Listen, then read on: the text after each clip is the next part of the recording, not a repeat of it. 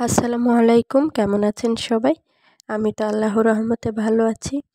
তো আরও একটি ব্লগ নিয়ে চলে আসলাম আপনাদের মাঝে। আজকে সকালটা খুব কুয়াশাচ্ছন্ন।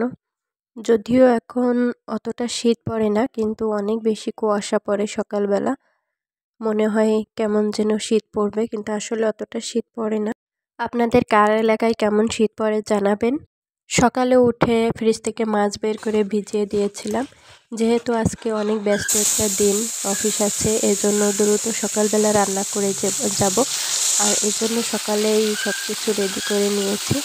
আর আমি আগের দিন রাতে সব কিছু করে রাখি, যাতে সকালে আমার কাজটা সুবিধা হয়।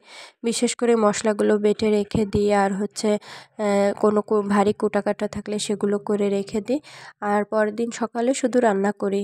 যেহেতু এখন শীতকাল, সকালবেলা অতটাও বেশি সময় পাওয়া যায় না, দ্রুত অফিসে টাইম হয়ে যায়, এজন্য আগে থেকে গুছিয়ে রাখার চেষ্টা করি। রাতে যদি কিছু কাজ গুছিয়ে রাখা যায় তাহলে সকালে উঠে আসলে তাড়াহুড়া হয় না বেশি একটা।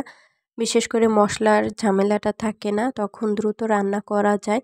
এটাতে সময়ও অনেক বাঁচে। যেসব আপুদের বাচ্চা স্কুলে যায়, তাদের স্কুলে নিয়ে যেতে হয়, তারা কিন্তু এই কাজটা করলে অনেক উপকৃত হবেন। আমি যেমন রাতে সব কিছু গুছিয়ে কেটে কুটে রাখি, আমি মনে করি অনেক আপুরাও হয়তো এরকম করে থাকেন। তো এই তো আমার রান্না হয়ে গেছে। আমি মাছ ভুনা করেছি, আর এ পাশ থেকে টমেটোর টক করে নিয়েছি।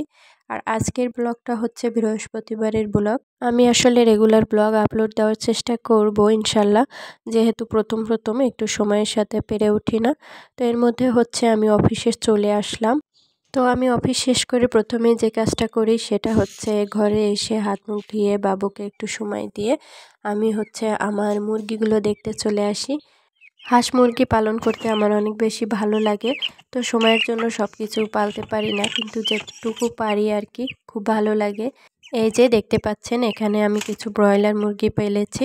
তো এগুলো আমার ছেলে যেহেতু অনেক বেশি ব্রয়লার মুরগি পছন্দ করে, সেজন্য বাজার থেকে কিনে খাওয়ার থেকে আমি মনে করি ঘরে পুষে খাওয়া, যদি সময় থাকে, সেগুলো অনেক বেশি ভালো। তবে এগুলো পালা কিন্তু অনেক কষ্টসাধ্য আর সময়ের ব্যাপার। সবাই আসলে এরকম কষ্ট করতে পারবেন কিনা জানি না। তো যাই হোক, আমার কিছু দেশি মুরগিও আছে, এগুলো কোনো একদিন দেখাবো অন্য কোনো ভিডিওতে ইনশাল্লাহ। ব্রয়লারগুলো ছেড়ে দিয়ে বসেছিলাম, দুপুরের রোদটা খুব মিষ্টি লাগছিল। তো এগুলো এই যে চারপাশ থেকে ঘুরে বেড়াচ্ছিল, আর আমি দেখছিলাম। এগুলো ছেড়ে দিয়ে দূরে যাওয়া যায় না, দূরে গেলে কুকুর বা অন্য কিছুতে খেয়ে ফেলার সম্ভাবনা আছে, এজন্য এগুলো ছেড়ে দিয়ে বসে থাকি পাশে।